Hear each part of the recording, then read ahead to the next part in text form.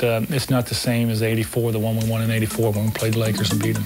But it's a great feeling because I got to play against Magic and I had success finally against him. You know, he beat me in college and it was our first matchup in the pros, head-to-head for a championship, and I won.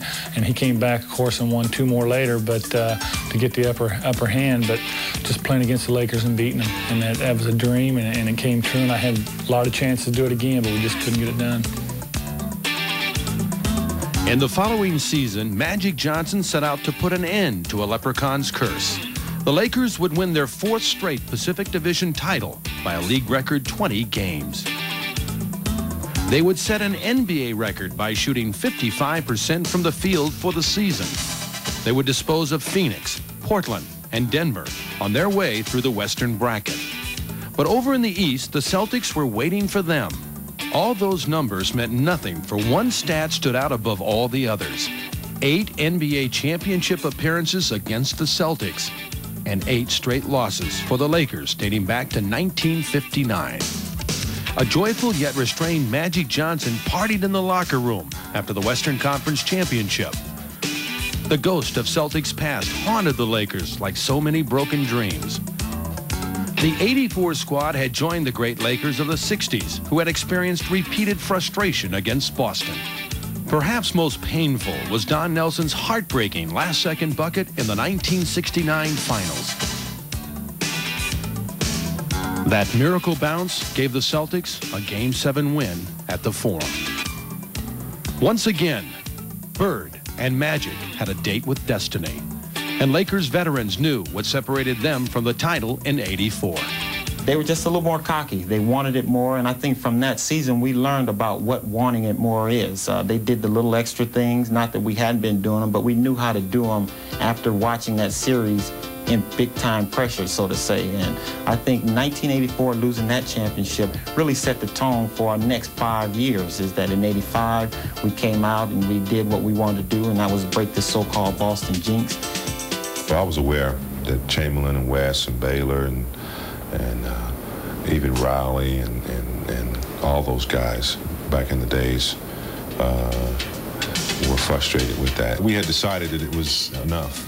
We pretty much delivered them a championship in '84, although they had a great team. We made some vital mistakes.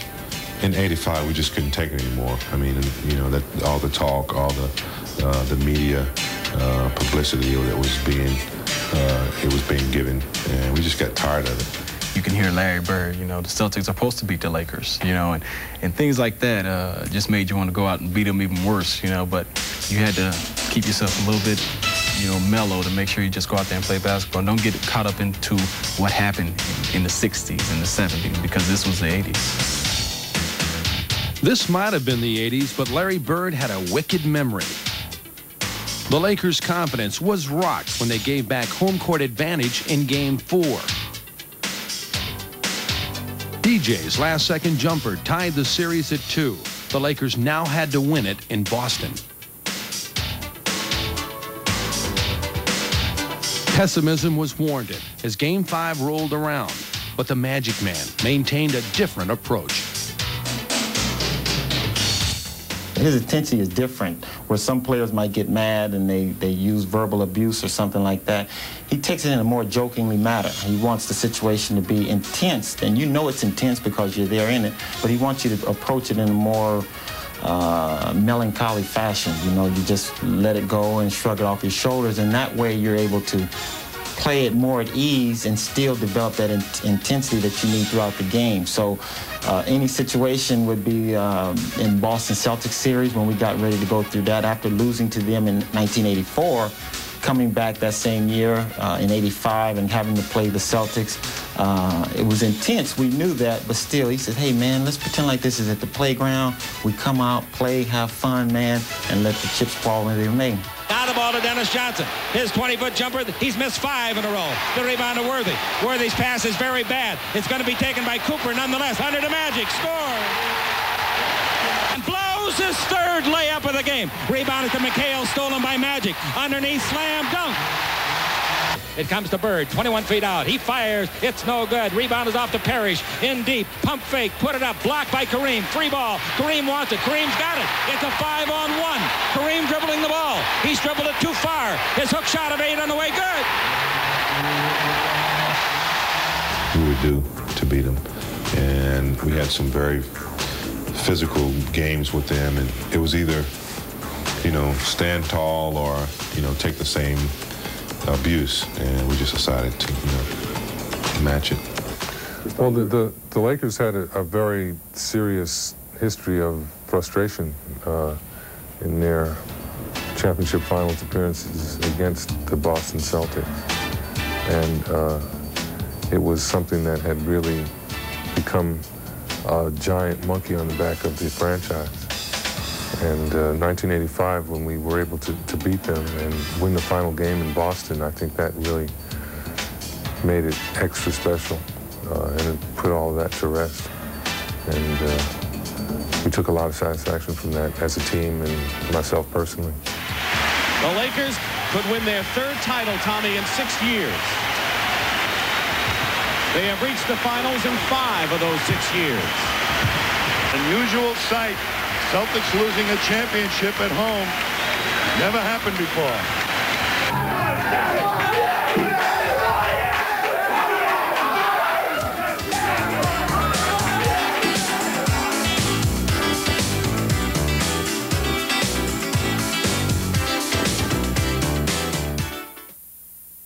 Get ready, basketball fans. It's coming right at you.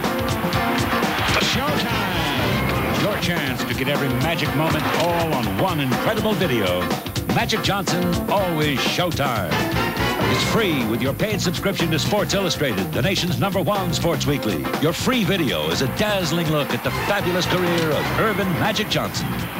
He digs down deep into his bag of tricks to take you on a victory ride you won't forget. Straight down the middle. Still going, still going. Oh! You'll cheer every exciting minute as you follow this leader up and down the court.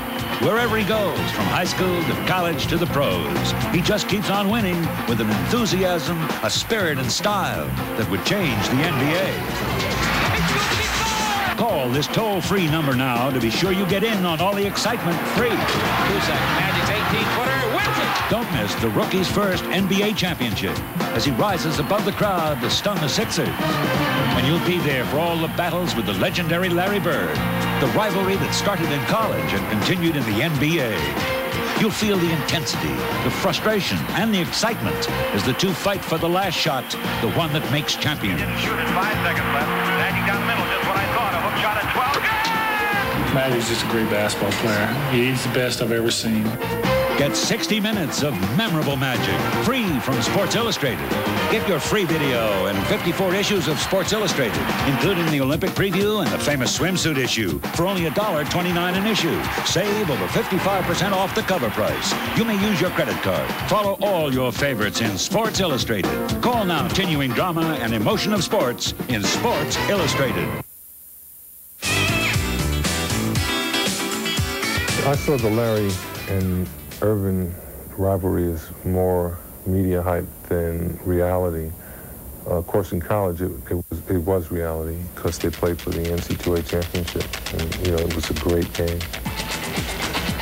But in the pros, because they didn't play at the same position, it's really hard to create a rivalry there.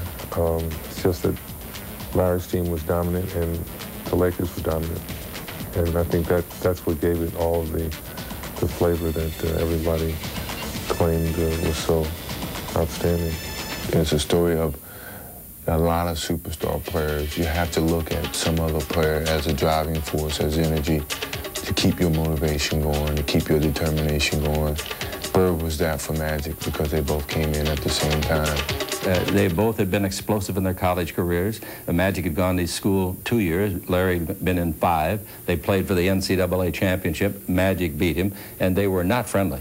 I think that Magic and Bird created the real rivalry. Now, we played the Celtics for 8 years and lost every time because they had Bill Russell at center, and the Lakers had a real good team, but they didn't have an outstanding center.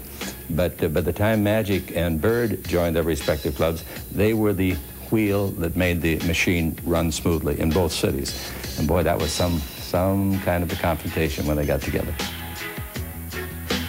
He was on the West Coast, I was on the East Coast. We played each other twice a year, and you know, we was competing not only on the court, but we sort of competing off the court because, you know, we both worked for Spalding, we both worked for Converse, and we had a lot of endorsements that were basically the same type of endorsements. It's just that he was trying to do a lot more and I was trying to do some just to keep up with him. Even at the All-Star games, you know, he was on the other team, and you didn't have a lot of time to spend together until one time, like you said, in the summer we got together for a commercial, and we spent all day together, and we talked a lot, and got along pretty good, and found out we had a lot of things in common. Okay, Magic, show me what you got. Being from a small town and having Magic Johnson come to your town, everybody's very upbeat and everybody's very happy. Not only did they feel that they had one of the best basketball players, but the best basketball player coming to French Lick, Indiana, and it was a great experience not only for me but for our town. We were playing in the Garden, one of our many battles against Boston, and there's no other team that Irvin got up for than the Celtics, and playing against Larry Bird. And it came down to a point where we're down by, I think 2 points. And the coach called a play, and we were trying to go in, trying to get the ball into one of the big guys. But we wanted, of course, the ball into Irvin's hand. It always goes into Irvin's hand at the end. There's Magic, got it. Magic fires, it's in! The Lakers win the game! The Lakers win the game! The shot that he decided to take was one of the most unorthodox. There's no way this is going in. It was crazy, though, because that's Irvin. And, you know, from then on, you're like, this guy's going to do whatever it takes to win. It's winning time. Magic Johnson's motto. In 1987, he enjoyed his best season as a professional. He led the league in assists, breaking his own club record. He led the Lakers in scoring for the first time in his career. The triple-double was his calling card. With 65 wins, the Lakers established their second-best record ever behind the 1972 champions. They breezed through the Western Conference into Magic's 8th NBA Finals appearance. Again, the opponent was Boston. Here he unleashed what he calls the greatest shot of his career, answering the bell again in the waning moments of Game 4. The baby skyhook. Celtic supremacy over the Lakers was shattered forever. Move over, Boston. Here comes the team of the 80s. And this time they're going to throw a party on their own court.